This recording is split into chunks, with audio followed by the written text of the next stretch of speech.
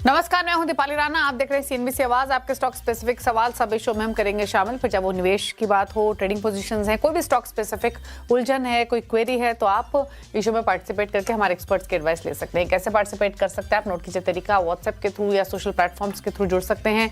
7045220000 हमारा WhatsApp number है। इसके अलावा आप अपने सवाल हमें भेज सकते हैं सोशल प्लेटफॉर्म्स पर। सीएनबीसी आवाज के हैंडल पर जाइए, इस शो को लाइव भी देखिए, पोस्ट कर दिए अपने सवाल #आस्क-आवाज लिखकर। आज आपकी सभी क्वेरीज को आंसर करने के लिए रघुनाथ कैपिटल के सीईओ पवन महेश्वरी हमारे साथ बने हुए हैं। पवन जी नमस्कार, स्वागत है आपका। सबसे पहले तो मार्केट का एक क्विक रिकैप लेकर आते हैं और उसके बाद स्ट्रैटेजीज पर करेंगे फोकस। 5 दिनों की लगातार तेजी के बाद बाजार में आज ब्रेक लगा। सेंसेक्स निफ्टी गिरावट के साथ बंद हुए। हालांकि तस्वीर पूरी तरह से कमजोर नहीं रही, लेकिन क्योंकि मिड कैप स्मॉल कैप्स में हल्की बाइंग देखने को मिली। क्या रहा पूरा एक्शन मार्केट का, पूरी अपडेट लेते हैं आशीष चतुर्वेदी से। आशीष बताइए। देखिए, कल की शानदार तेजी के बाद मार्केट में आप देखें तो गिरावट यहां पर नजर आई। कारण यह है कि जियोपॉलिटिकल टेंशन, अब स्ट्रेट ऑफ हॉर्मुज फिर से रुकने की बातें हैं और इसका असर देखने को मिला। ऑफलोज की रिकवरी आपको कच्चे तेल में देखने को मिली। अब आप मिड कैप और स्मॉल कैप को देखें तो जरूर आपको हरे निशान में नजर आएंगे, लेकिन निफ्टी, सेंसेक्स और निफ्टी बैंक यहां पर ठीक ठाक। इनफैक्ट निफ्टी बैंक 1.5% से ज्यादा की गिरावट यहां पर आपको नजर आई। आइए समझ लेते हैं कि कौन से वो स्टॉक्स है जहां पर देखने को मिला कमाल। निफ्टी में बजाज ऑटो, अच्छे ब्रोकरेज हाउस की रिपोर्ट। बीएल में तेजी थी। इनफैक्ट आज तो पूरा डिफेंस चला है। डॉक्टर रेड्डीज को देखिए, हिंडाल्को में बड़ा ब्रेकआउट, 3.5% तक की तेजी यहां पर नजर आई। बात करें गिरने वाले शेयरों की तो श्रीराम फाइनेंस कल के बड़े मूव के बाद लुढ़का है। एलएनटी क्योंकि वेस्ट एशिया से जुड़ा हुआ है, इसके चलते गिरावट। जियो फाइनेंस और इंटरग्लोब एविएशन यहां पर भी आपको एक कट नजर आया। अब समझ लेते हैं पूरे मार्केट के एक्शन को। तो ये तस्वीर आपके सामने बेहतरीन तरीके से, टेंशन बढ़ती है तो इंडिया विक्स बढ़ता है। इसके अलावा डिफेंस पैक में देखें तो 1.5% का मूव। कैपिटल मार्केट की बात हम लगातार करते जा रहे हैं, 1.5% की तेजी यहां पर आपको नजर आई। बाकी एनर्जी है, कैपिटल गुड स्पेस है। इनफैक्ट नतीजों से पहले अब आईटी सेक्टर भी फोकस में आ रहा है। ऑयल एंड गैस में जरूर आपको गिरावट देखने को मिली। बैंक्स की चर्चा हम लगातार करते जा रहे हैं, लेकिन मेटल स्पेस और खासतौर पर आप देखें तो एल्यूमिनियम स्टॉक्स के लिए भी आज काफी बढ़िया दिन देखने को मिला। फार्मा स्पेस में बढ़िया एक्शन रहा। एफएमसीजी और रियल्टी यहां पर हल्की सी गिरावट आपको नजर आई। ओके, तो ये रही पूरी एक रिकैप मार्केट्स का। क्या हुआ, किन पॉकेट्स में खरीदारी थी, कहां प्रेशर था। थैंक यू आशीष। अब लेकर आते हैं संस्थागत निवेशकों के आंकड़े। एफआईज ने बिकवाली की है 1711 करोड़ की। डीआईज ने हालांकि बैंक की है 956 करोड़ के आसपास की। अब रणनीति क्या होनी चाहिए अगले सत्र, किस पर करते हैं बातचीत। पवन जी नमस्कार, बताइए पहले तो निफ्टी बैंक निफ्टी पर अगले सेशन के लिए क्या आउटलुक रहेगा। Good evening Deepali.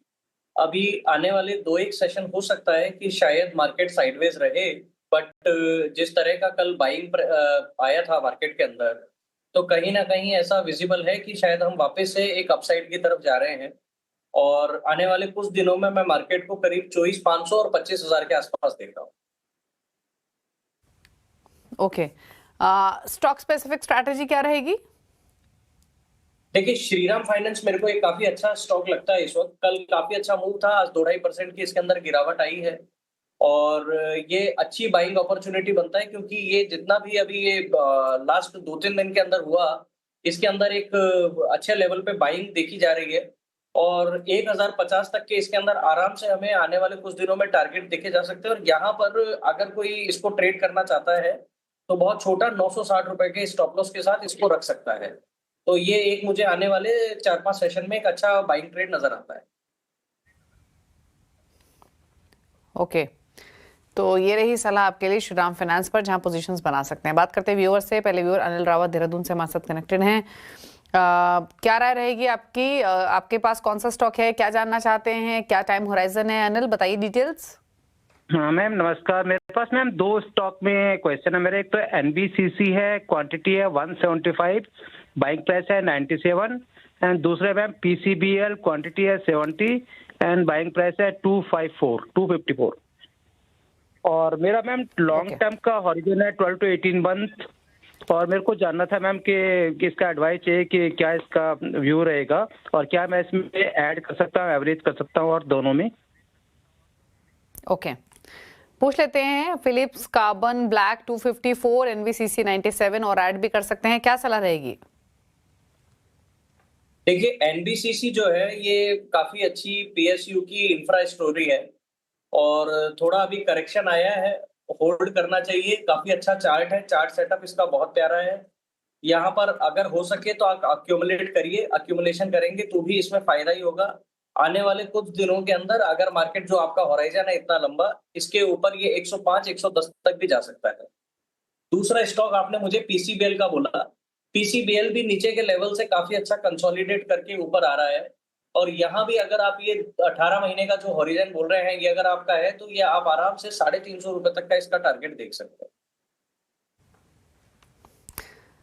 बात करते हैं प्रीतम चैटर्जी से, कोलकाता से हमारे साथ कनेक्टेड हैं। प्रीतम नमस्कार, पूछिए क्या सवाल है आपका। हाँ जी नमस्ते। अच्छा मेरे पास स्विगी का 1100 शेयर है और ये 415 में मैंने लिया था। तो अभी मैं इसको होल्ड करूं या फिर एवरेज करने के लिए मतलब और भी शेयर ले लूं, तो क्या करूं? और अगर होल्ड भी करूं तो कितने देर तक करूं? ओके, तो नुकसान तो है काफी। 415 की बाइंग है, 271 पर बंद हुआ है, 150 रुपए नीचे इनके भाव से। अब जैसे इन्होंने क्लियरली कहा कि और ऐड कर लें क्या नुकसान को कम करने के लिए, प्लस कितना समय इनको होल्ड करना चाहिए ताकि फायदा हो सके या एटलीस्ट रिकवर हो सके लॉसेस, क्या सलाह रहेगी पवन?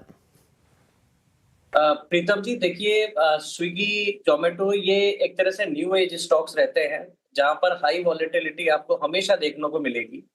ऐसे स्टॉक्स पे अगर आप लॉन्ग टर्म व्यू रखते हैं तो ही आपको इनकी रिलीज में पार्टिसिपेट करना चाहिए। अगर मैं अभी आज की तारीख में स्विगी के चार्ट्स के ऊपर बात करता हूं तो इसके चार्ट्स बहुत ज्यादा बुलिश नहीं है। अगर आपको एक अच्छा उछाल मिले तो यहाँ पर मेरी एग्जिट की सलाह होगी, नहीं तो नीचे में अगर ये 260 तोड़ता है तो फिर आपको इस स्टॉक से निकल जाना चाहिए, वरना आप इसको तब तक होल्ड रख सकते हैं। ओके, बात करते हैं अब संग्राम जीत से, हैदराबाद से कनेक्टेड है हमारे साथ। नमस्कार सर, पूछिए अपना सवाल। हेलो मैम, नमस्कार। मेरे पास अंबुजा सीमेंट के 100 शेयर हैं, 508 508 भाव पे लॉन्ग टर्म के लिए होल्ड कर सकता हूँ, क्या सजेशन रहेगा? क्या करना चाहिए अंबुजा सीमेंट में? 508 की बाइंग है, 434 पर बंद हुआ, 73 रुपए नीचे इनके खरीदारी के प्राइस से। संग्राम जी, अंबुजा सीमेंट जो है, एक देखिए अगर आप देखेंगे तो इंफ्रा के अंदर काफी स्ट्रॉन्ग डिमांड है, मोमेंटम जो है इसका काफी पॉजिटिव है। चार्ट्स पे अगर आप देखेंगे तो ये पिछले 3 से 4 वीक में इसने थोड़ा सा वापस से बुलिश स्ट्रॉन्गनेस दिखाई है, तो यहाँ पर आप इसको होल्ड कर सकते हैं। 415 रुपए का इसमें एक आप टाइट स्टॉप लॉस रखिए और इसको राइड करिए। अगर मोमेंटम इसको सही मिला, मार्केट ने साथ दिया, तो ये 480 490 तक भी बहुत जल्दी आ जाएगा। ओके, बात करते हैं कुशल किशोर से, नई दिल्ली से हमारे साथ कनेक्टेड है। नमस्कार कुशल, बताइए क्या सवाल है आपका। नमस्कार मैम, मेरे पास 550 शेयर हैं ओएनजीसी के 259 के भाव से। तो चाहिए था मुझे, क्या करना चाहिए? करीब 2 साल से हैं। और एक मेरे पास योगा 200 शेयर, उसको भी फरवरी 2024 से है मेरे पास। तो उन दोनों पे रिव्यू चाहिए था मुझे कि मुझे क्या करना चाहिए इनमें।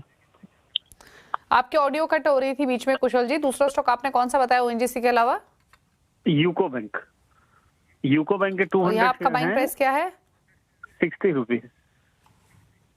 60 रुपीज। सर आपका होराइजन क्या है दोनों शेयर्स में? लॉन्ग टर्म के लिए रख सकता हूँ, मतलब इसमें जैसे कोई जल्दी नहीं है बेचने की। ओके, तो आपके 60 रुपए की बाइंग है यूको बैंक में, राइट?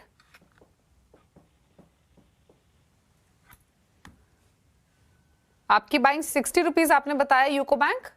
जी जी, 60 rupees UCO bank and 259 NTP, sorry ONGC. ONGC 259 की बाइंग है, तो यहाँ तो फिलहाल फायदे में है ये। यूको बैंक 60 रुपीज की बाइंग इनकी है। क्या करना चाहिए? लंबी अवधि का व्यू लेकर चल रहे हैं ये पवन।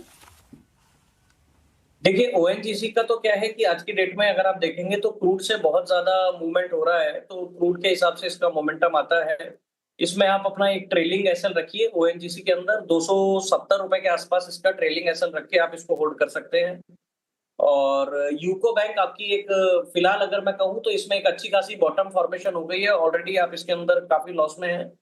पर आने वाले अगर आपका इसमें होराइजन लंबा है तो अगर आप 2 से 3 साल का व्यू लेके रखते हैं तो ये आपके प्राइस के आसपास कहीं ना कहीं आ जाएगा।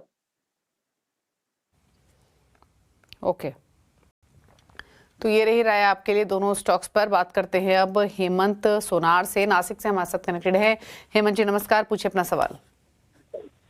हाँ मैम, मेरे पास New India Insurance ma'am 190 carat से ओके 1750 क्वांटिटी है, और दूसरा है कंटेनर कॉर्पोरेशन।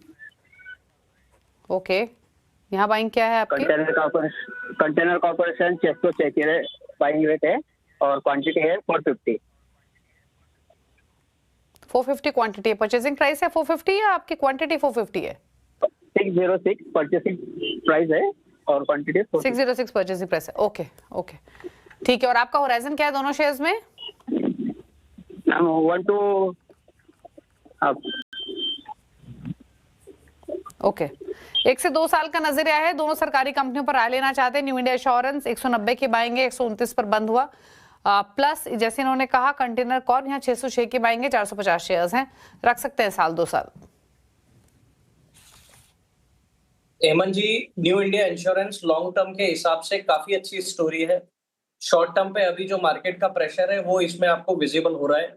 इसमें आपको बने रहना चाहिए। जो आपका होराइजन है उस होराइजन के हिसाब से ये आपको बहुत अच्छा रिटर्न देके जाएगा। ये 150 160 बहुत जल्दी आने का दमखम रखता है। तो यहाँ पर मेरी आपको इसको होल्ड की राय रहेगी इसके अंदर। दूसरा स्टॉक आपने मुझे जो कॉनकॉर का बताया, कॉनकॉर ने पिछले 2 वीक से एक स्ट्रॉन्ग मोमेंटम पकड़ा है मार्केट में।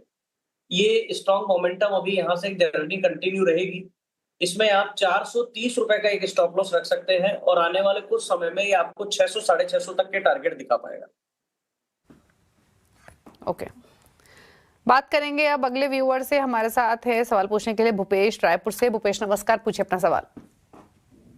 सर मेरे पास 36 रुपए में आईओबी का शेयर है, 4000 शेयर। तो क्या करना चाहिए? होल्ड करें कि इसको एवरेज कर सकते हैं भी? और एवरेज करें या होल्ड रखें? एवरेज अभी तो आपके भाव के आसपास ही है, तो एवरेजिंग वाला लेवल तो नहीं आया है, बट आउटलुक ले लेते हैं। इन्वेस्टमेंट है भूपेश आपकी है? जी। निवेश का नजरिया इंडियन ओवरसीज बैंक 37 रुपए की बाइंग। भूपेश जी, पीएसयू का बैंक का देखिए, अगर आप देखेंगे ओवरऑल स्ट्रॉन्ग रैली में अभी चल रहा है। आप इसको आराम से इसको होल्ड कर सकते हैं। जो भी आपका ट्रेलिंग स्टॉप लॉस है उसको मेंटेन रखिए। अगर आप थोड़ा सा लॉन्ग टर्म के पर्सपेक्टिव से सोचते हैं तो आपका बहुत छोटा सा ट्रेलिंग स्टॉप लॉस है 31 रुपीज का। इसको मेंटेन रखिए और स्टॉक में बने रहिए। ओके तो ये रही सलाह आपके लिए, होल्ड करने की सलाह है इंडियन ओवरसीज बैंक। बात करते हैं अब कुछ और व्यूअर से। अगले व्यूअर हैं स्वप्नेश, जयपुर से कनेक्टेड है सवाल पूछने के लिए। स्वप्नेश नमस्कार, पूछिए सवाल। नमस्ते मैम, मेरा क्वेश्चन 2 है। एक तो भारत रसायन, मेरे पास 50 शेयर हैं 1300 के भाव पे, ये मैंने एवरेज किया था। और दूसरा मेरा क्वेश्चन है एक साइड के लिए, 100 शेयर है मेरे पास 340 के भाव पे। ओके स्टॉप लॉस का मेरे को कोई इशू ऐसा नहीं है। हाँ 340 100 शेयर्स। ओके और आपका नजर है क्या है दोनों शेयर्स में? मैम निकालना नहीं है, मतलब आई एम इन्वेस्टिंग। तो रखना चाहिए कि नहीं रखना चाहिए, मतलब पोर्टफोलियो स्टॉक है कि नहीं है ये? ओके दोनों। ओके तो पवन, निवेश के नजरिए से दोनों स्टॉक्स ऐड किए, पोर्टफोलियो में जानना चाहते हैं पोर्टफोलियो शेयर्स हैं या फिर नहीं, रखे या निकल जाएं? टाइम होराइजन का कोई ऐसा प्रॉब्लम नहीं है। भारत रसायन 1300 की बाइंग है, ये तो फायदे में है। एक्साइड इनकी जो बाइंग है वो 340 की है, थोड़ा नीचे इनके प्राइस से। स्वप्नेश जी, आपने दोनों स्टॉक अच्छे ले रखे हैं तो आपको बहुत बहुत बधाई हो। भारत रसायन जो है इसको भी आपको होल्ड रखना चाहिए। इसके अंदर आप आराम से 1270 रुपए के स्टॉप लॉस के साथ बने रहें। ये आने वाले कुछ समय में आपको काफी अच्छा रिटर्न दिखा सकता है। 1800 साढ़े 1800 तक ये बहुत जल्दी आ सकता है। दूसरा, अगर आप एक्साइड देखेंगे तो ईवी का मार्केट में हम सब जानते हैं कि ईवी बैटरीज का थीम इस वक्त बहुत स्ट्रांग है। लॉन्ग टर्म स्टोरी है, लॉन्ग टर्म प्ले है। आप इसको आराम से एक्साइड बैटरी को रखिए। अभी वाले थोड़ा सा ये मार्केट का पैनिक है, ये मार्केट का पैनिक निकल जाएगा तो ये वापस आपको 400 के लेवल पे आता नजर आएगा। ओके होल्ड करने की सलाह है, बने रहिए। बात करते हैं निकुंज से, हमारे साथ कनेक्टेड हैं बागपत से सवाल पूछने के लिए। निकुंज नमस्कार, पूछिए अपना सवाल। मैडम मेरे पास ना बजाज हाउसिंग फाइनेंस 98 रुपीज में 560 शेयर है मैडम, और मेरा इसमें ना 2 साल का लगभग नजरिया है। तो इसमें अभी हम एवरेज कर सकते हैं या इसमें कुछ अपना व्यूज सर शेयर कीजिए मैडम। ओके, पूछ लेते हैं क्या करना चाहिए 98 की बाइंग है बजाज हाउसिंग फाइनेंस में 14 रुपए नीचे इनके प्राइस से। देखिए निकुंज जी, हाउसिंग की स्टोरी काफी अच्छी है और आपका 2 साल का नजरिया है, काफी अच्छा नजरिया है। इसके अंदर काफी अच्छा भाव ऊपर आ सकता है। अगर आप एवरेज करना चाहें तो यहाँ पर एक मौका आपको 2-3 दिन पहले भी मिला था, कुछ 75 के आसपास का, और अभी भी अगर आपको ये मौका मिलता है तो 2 या 3 टुकड़ों के अंदर इसके अंदर आप अपनी बाइंग ऐड कर सकते हैं। ये होल्ड रहेगा और काफी अच्छा यहाँ से आता हुआ नजर आ रहा है। ओके, तो क्या ये राय रही आपके लिए, होल्ड करने की सलाह है बजाज हाउसिंग फाइनेंस और बने रहिए आप इस पोजीशन में। बात करते हैं अब सागर जैन से, हमारे साथ कनेक्टेड है। सागर नमस्कार, पूछिए क्या सवाल है आपका। नमस्कार मैम। मैम मेरे पास में टाटा स्टील के 92 के प्राइस से 500 क्वांटिटीज है। ओके, जो मैंने और आपका नजरिया क्या है इसमें? On long term. Okay, long term view है टाटा स्टील में, 92 की बाइंग है, अच्छे मुनाफे में है ऑलरेडी, 113 रुपए पर स्टॉक का फायदा हो रहा है। क्या आउटलुक रहेगा लंबी अवधि के लिए? सागर जी, स्टील सेक्टर जो है ये एक्चुअली साइक्लिकल प्ले रहता है और साइक्लिकल प्ले में क्या होता है, रैली के हिसाब से हमें चलना पड़ता है। यहाँ पर मैं अगर टाटा स्टील की एज अ सेक्टर और एज अ चार्ट बात करूं तो मेरी राय रहेगी अगर हो सके तो आप यहाँ पार्शियल प्रॉफिट बुक कर लीजिए और पार्शियल प्रॉफिट बुक करके 190 के स्टॉप लॉस के साथ में बाकी में बचे रहेंगे। ओके, तो ये रही सलाह आपके लिए टाटा स्टील पर। बात करते हैं कुछ और व्यूअर से। आनंद महाराष्ट्र से हमारे साथ कनेक्टेड हैं। आनंद नमस्कार, पूछिए अपना सवाल। जी मैम, मेरे पास IRFC का 100 शेयर है, तो मैंने 125 में उसको खरीदा था, तो अभी क्या करें, होल्ड करें या छोड़ दें? ओके, आपका नजरिया क्या है वैसे शेयर में? अभी मेरे को होल्ड करना है या छोड़ना है, मतलब प्रॉफिट के लिए, लॉन्ग टर्म के लिए लिया था मैंने। ओके, लॉन्ग टर्म के लिए लिया था, लेकिन 21 रुपए नीचे इनके भाव से क्या करना चाहिए भी, क्योंकि नुकसान में है? आनंद जी, रेलवे जो थीम है ये काफी अच्छी चली थी और एक बार के लिए काफी अच्छा इसने ऊपर की तरफ रैली दी थी। थोड़ा कंसोलिडेशन रहेगा, हो सकता है ये कंसोलिडेशन आने वाले कुछ समय तक हमें देखने को मिले, बट कंसोलिडेशन के बाद में वापस से ये एक बार रैली आएगा क्योंकि बहुत स्ट्रॉन्ग थीम है रेलवे। इस स्ट्रॉन्ग थीम को आप इग्नोर नहीं कर सकते, तो इस ट्रेड के अंदर आप चाहें तो इसमें बने रह सकते हैं। ओके, तो ये रही राय आपके लिए IRFC पर। अनिल कुमार से बातचीत करते हैं, दिल्ली से हमारे साथ कनेक्टेड। अनिल जी नमस्कार, पूछिए अपना सवाल। नमस्कार मैम। हेलो, बताइए क्या सवाल है आपका? मैम मेरे पास GMR एयरपोर्ट्स के 373 शेयर है सर, 106 के हिसाब से, 106 रुपये 92 पैसे के हिसाब से, और शॉर्ट टर्म का मेरा व्यू है। ओके, ठीक है, शॉर्ट टर्म का व्यू है और जैसे इन्होंने कहा 106 की इनकी बाइंग है, क्या करना चाहिए?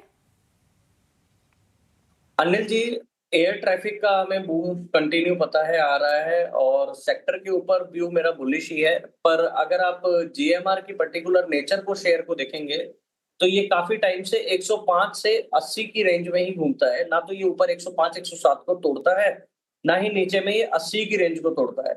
तो अगर आपका बहुत शॉर्ट टर्म का व्यू है तो आप आज की डेट में एग्जिट कर सकते हैं, और अगर आप इसके अंदर 2 से 3 साल का नजरिया रखते हैं तो यहाँ पर आपको 150 रुपए तक के टारगेट आने वाले 2 से 3 साल में देखने को मिल सकते हैं।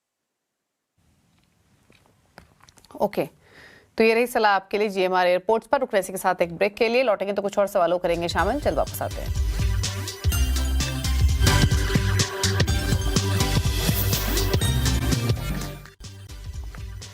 आप देख रहे हैं CNBC आवाज। लेते हैं आपके कुछ क्वेश्चंस और सोशल मीडिया प्लेटफॉर्म से भी पिक करेंगे। कुछ सवाल हमें जो मिले हैं ऑलरेडी उनको करते हैं शामिल। एक सवाल हमें कमाल रस्तोगी ने लखनऊ से भेजा है SMS के थ्रू। ITC 364 की बाइंग है, 125 शेयर्स हैं, लॉन्ग टर्म व्यू है, क्या करना चाहिए पवन? ITC देखिए एक काफी अच्छा डिफेंसिव स्टॉक माना जाता है, मैं इसको डिफेंसिव स्टॉक्स की कैटेगरी में रखता हूँ। डिविडेंड बहुत अच्छा आता है तो डिविडेंड प्ले अच्छा है। अगर इन्होंने आपने बताया 364 का इनका बाइंग प्राइस है तो करीब 15-20% इनको प्रॉफिट फिलहाल आ रहा है, यहाँ पर इसको आप आराम से ऐसे स्टॉप लॉस को अपना कॉस्ट पे ले जाके इसको ट्रेल कर सकते हैं। आने वाले टाइम पे ये 325-350 तक के टारगेट लेके आएगा। ओके, एक और सवाल लेते हैं और ये सवाल हमें भेजा है युवराज ने भेजा है। हिंदुस्तान कॉपर पर 578 की बाइंग है, हिंदुस्तान कॉपर में 2000 शेयर्स हैं, क्या करना चाहिए? हिंदुस्तान कॉपर मेटल साइकिल में जो है अभी मैं फिलहाल वीकनेस थोड़ी देख रहा हूँ। यहाँ पर स्टॉक अच्छा है, इनको थोड़ा पेशेंस रखना पड़ेगा। एवरेजिंग अगर करना चाहते हैं तो फिलहाल एवरेजिंग ना करें, थोड़ा नीचे के लेवल पे आने का इंतजार करें और उसके बाद एवरेज करें। अगर इनका बहुत शॉर्ट टर्म नजरिया है तो उस केस में ये इस स्टॉक से एग्जिट कर सकते हैं, पर अगर 2 से 3 साल का व्यू रखते हैं तो नीचे के लेवल पे इसकी एवरेजिंग कर सकते हैं। ओके, तो ये रही सलाह आपके लिए हिंदुस्तान कॉपर पर। बात करेंगे अब वरिंदर शर्मा की, उन्होंने सवाल भेजा नई दिल्ली से। शेडो फैक्स पे इनका सवाल है, 124 की इनकी बाइंग है, जानना चाहते हैं क्या करें इस पोजीशन में, क्या राय रहेगी? शेडोफैक्स लॉजिस्टिक की देखिए ग्रोथ स्टोरी का काफी अच्छी है लॉजिस्टिक सेक्टर के अंदर। ये high risk high reward stock है, सो अगर ये पेशेंस रखेंगे तो ये हाई रिवार्ड भी दे सकता है, वरना इसके अंदर ये 115 रुपए के स्टॉप लॉस के साथ में एग्जिट कर सकते हैं। ओके, तो ये बात हुई शेडोफैक्स टेक्नोलॉजीज की जो स्ट्रैटेजी आपको रिकमेंड की गई है। सुरेंद्र का बात करेंगे, इन्होंने सवाल भेजा है संगरूर से। सुरेंद्र जी नमस्कार, पूछिए क्या सवाल है आपका? इनफैक्ट एसएमएस है इनका, भारत इलेक्ट्रॉनिक्स पर सवाल है। 100 शेयर्स 457 इनका बाइंग प्राइस है, लंबी अवधि के नजरिए से लेके चल रहे हैं, क्या राय रहेगी? इसके अंदर अभी बीईएल की अगर हम बात करें तो इसमें चार्ट सेटअप इन्होंने पिछले 3 से 4 दिन ट्रेडिंग सेशन में काफी अच्छा बुलिश सेटअप बनाया है और यहाँ 460 से 480 तक का आ सकता है टारगेट बहुत जल्दी, क्योंकि इस वक्त जो है डिफेंस सेक्टर काफी अच्छा कर रहा है। तो इस स्टॉक में इनको बने रहना चाहिए, ये काफी अच्छा रिटर्न आने वाले 1 से 2 साल में इनको देगा। ओके, दिलीप का एक सवाल लेंगे, इन्होंने सवाल भेजा है हमें भावनगर से। अल्ट्राटेक सीमेंट पर 11,400 की इनकी खरीदारी है, 10 शेयर्स अल्ट्राटेक सीमेंट में, जानना चाहते हैं क्या करें इस पोजीशन में, क्या रिकमेंडेशन रहेगी? अच्छा स्टॉक है, बढ़िया कंपनी है और तेजी के मार्केट में काफी अच्छा परफॉर्म करती है। इस स्टॉक में ये बिल्कुल बने रहे, काफी अच्छा गैप अप हुआ है कल परसों इसके अंदर। 11,200 रुपए का इसके अंदर आप कहीं ना कहीं अपना ट्रेल एसएल रखिए और इसको राइड करिए। 12,500 13,000 तक बहुत जल्दी आपको आने वाले फ्यूचर में अगर बाजार सही रहता है तो देखने को मिलेगा। ओके, तो ये राय रही आपके लिए अल्ट्राटेक सीमेंट पर। अब बात कर लेते हैं आकाश कुमार की, उन्होंने सवाल भेजा है पटना से। आईडीएफसी फर्स्ट बैंक 5,000 शेयर 80 रुपए की इनकी खरीदारी का भाव है, जानना चाहते हैं क्या करें? आईडीएफसी फर्स्ट बैंक में देखिए एक काफी अच्छी तेजी आई थी जब इन्होंने परचेस किया 80-85 के आसपास। आज की डेट में 60-65 का भाव चल रहा है। यहाँ पर अगर ये चाहें तो इससे निकल सकते हैं और अगर ये अपने भाव का वेट करना चाहते हैं तो यहाँ से हो सकता है इनको 1-1.25 साल लग जाएगा। स्ट्रॉन्ग मोमेंटम नहीं देखा जा रहा है इसमें। ठीक है, तो ये राय रही आपके लिए आईडीएफसी फर्स्ट बैंक पर 65 रुपए के आसपास बंद हुआ आज के सेशन में। अनिल सिक्का का सवाल लेते हैं, कनाडा से इनफैक्ट सवाल हम भेजा है। जीएनएफसी पर 656 की बाइंग है, 100 शेयर्स हैं, जानना चाहते हैं क्या करें इस पोजीशन में, क्या राय रहेगी? जीएनएफसी भी सेम ही स्टोरी है, काफी अच्छा ये टॉप के आसपास में ही इन्होंने एंट्री करी है और उसके बाद एक अच्छा खासा फॉल आया है। यहाँ पर फिलहाल ये शेयर कंसोल करेगा और इनकी खरीद भाव आने में काफी समय लग सकता है, करीब 1 से 1.5 साल का इनको वेट करना पड़ेगा, तब इनकी कहीं ना कहीं कॉस्ट के आसपास आएगा। ओके, तो ये रही राय आपके लिए जीएनएफसी पर। 428 पर बंद हुआ। चलिए इसी के साथ शो को समेटने का भी वक्त है। कोई क्लोजिंग कमेंट रहेंगे आपकी तरफ से पवन? जो स्टॉक्स अभी मैंने रिकमेंड किए हैं इनमें से कोई भी स्टॉक हमारे या हमारे क्लाइंट्स के पोर्टफोलियो में नहीं है। ओके, शुक्रिया आपका शो में आने के लिए और सभी क्वेरीज को आंसर करने के लिए। इसी के साथ एक ब्रेक का वक्त हो गया है। ब्रेक के उस पर भी खबरें जारी हैं CNBC आवाज पर। नमस्कार।